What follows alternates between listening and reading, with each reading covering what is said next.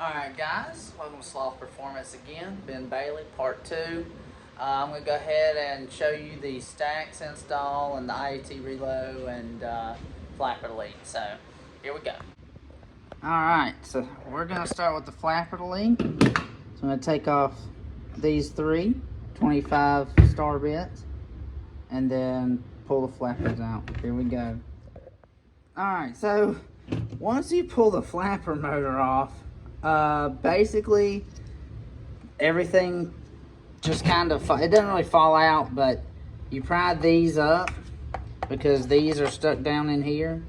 You take a screwdriver and you pry them up. This one kind of fell out, and when these fall out, they go inside the flapper, so the flapper just falls out. So when I pulled this off, everything just fell out.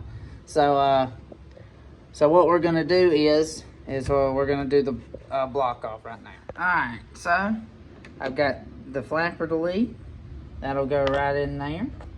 And then there's 2 smaller ones. These 2 small ones right here. They're gonna be pushed into there. And then this large one, this large piece here, is gonna go in there. Basically, you set them in there and you press them in. You could tap them with like a rubber mallet or something. Just be careful and don't mess up the plastic. But this is pretty much where they go. Alright, flapper delete on, screw is in there. You reuse one of the OEM screws for that. Top side, those are in and down. Then the other one is in. So we're good to go. Next up, I'm going to pull the IAT out. And we're going to go ahead and plug in and then install the stacks right here. Fun. Here we go. By the way, the IAT, to pull it out, you have to, you have to twist it and then come out, just to let you know. And then, see, they got the beautiful blue ones. I got the red ones. So we're gonna go ahead. Here's the inside air box. The OEMs are coming out. And these are just, rubber. So, they come out. I'm gonna pull one out with you. Which one am I at? Well, I need 2 hands for this, but that's how one comes out. Just like that. So we'll do that to the rest of them and then try to show you how to put one of the new ones in. Alright, so I've got 3 of them in, and I'll go ahead and try to show you what to do with number 4. So I'm going to set the camera up. Let's see, right here. I can't see nothing, but right here, there's going to be a little groove to where you can pop this off. Well, if I can get it popped off. There we go. And you just pop this thing off like so. And then throw this in here and make sure it's oh, that was easy. This one was easy, these are a pain, this one apparently was easy. And what you do is you put this snap ring back around like on that. Alright, once the snap ring's on there, everything's seated, you make sure they're all in the groove. That's it. So, here are your short stacks. Alright, here's the IAT relocation kit. Here's the block off for the air box. And it's going to be the same as that piece. We're just going to press it into here.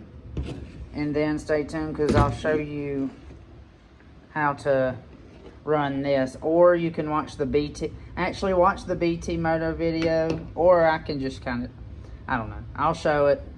I'll run it and show you guys. But the BT Moto video has the same thing. But here we go. Alright, so here's the relay line. So I'm going to run it through here. And then back around through here. You can see that, and I'm zip tying it up. It's just loose right now.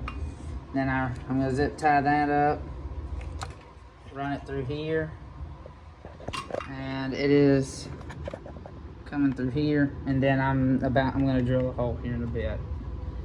So, but for now, we're gonna go ahead and put the top end back together, and it's just the reverse of putting everything, pulling everything off. So stay tuned, and there you go. Okay, so top side's back together. Once the stacks are in, it's pretty easy to seat the air box. Sprint PO8's in. I mean, this is back on, and then the IAT Relo. Well, here's the wire, and I'm gonna come around and show you. I ran it through here. I'll probably zip tie this again, and then you run it up under through the intake, and then I zip tied it here, and then ran it tight up through here, or right here, and you can't see it, but anyway, yeah, you see it right here, because I drilled a hole down through there. So then I'm gonna wipe off the windscreen. But yeah, I mean, it's a pretty straightforward process. It's just tedious and pulling it on and off. But next, I'll go ahead and put the front end back on, and put the top side, this top back on, and button up top. All right, guys, again, we are done with the top side. Went ahead and buttoned up the gas tank, fairings. I went ahead and put the front fairings back on.